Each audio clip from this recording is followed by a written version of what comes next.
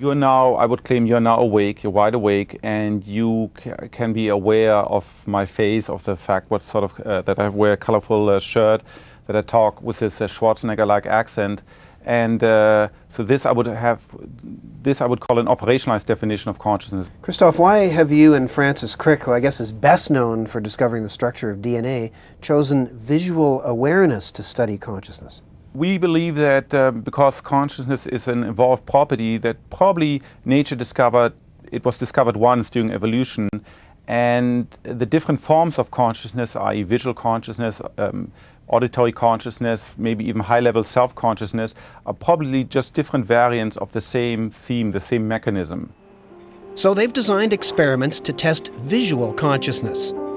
Eileen Wexler has normal vision, but this test simulates a phenomenon called unconscious vision, or blind sight, that can occur when there's damage to the brain's visual cortex. So the world to them looks like this. They're blind in the left side of the visual field. And they go to the doctor, and the doctor says, well, and can you see this? No. Well, can you guess whether it moves to the left or to the right? And the patient says, well, I'm blind. And the doctor says, well, guess. And the patient guess left, right, up, down. And the patient is as surprised as the doctor, at least they were at first. And the point is that these patients, and there's now a quite substantial number of them throughout the world, they do not have conscious access to information in their blind hemisphere, yet if forced to respond, it turns out that something in their brain has information, because they can correctly guess, for example, the direction of motion. They can correctly, roughly point at a bright light. They can roughly say something about what colors is out there. No, it's very crude. Senior research fellow Jochen Braun designed these blind sight experiments. So let me show you the image one eye will see first. Okay, that's what it looks like. You have a background of squiggles all aligned. Yes. And there's this little area where the squiggles, they're different. They point at a right angle. Yeah. So I'll be asking you, where is this area, this different area? It sounds easy, but during the experiment, the only thing I'm conscious of is a uniform pattern. Even though my left eye sees this, and my right eye sees this, my brain superimposes them. The theory is that some part of my brain will still know how to find the target, even though I'm not aware of it.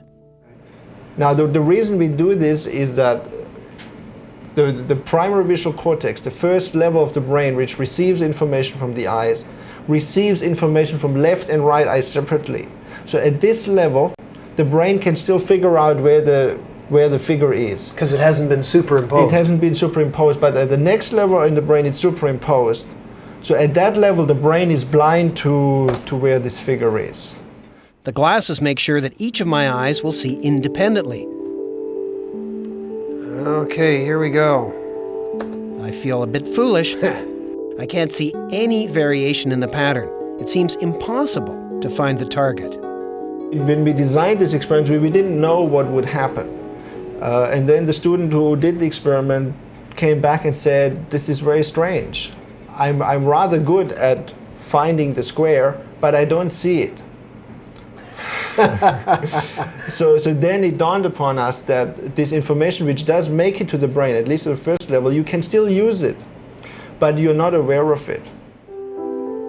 The results haven't been consistent, but Aaron Rosen is one of the students who can sometimes locate the target 70% of the time, even though he's not conscious of it. The theory, which has been advanced by others, not only by us, is that there are actually two visual systems, one ventral and one dorsal visual system with different functions. So the function of the ventral visual system would be to recognize things, to read, to see faces, to acquire visual memories, and so forth. And that visual system, the theory goes, contributes to your conscious experience.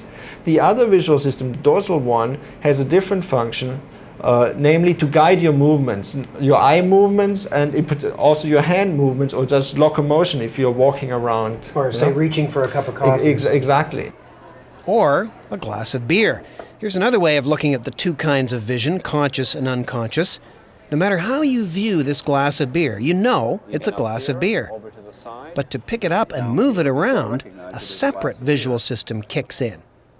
In some sense, we have within us a kind of robot that allows us to interact with the world that is controlled to some degree by our conscious visual experience. So our conscious visual experience marks this as a goal object, and then we bring to bear a robot that allows us to reach out and pick this up. Different computational demands. So in a sense, that's unconscious vision. It's unconscious vision, and it can, in some real sense, never be conscious. It's quite inaccessible to conscious report.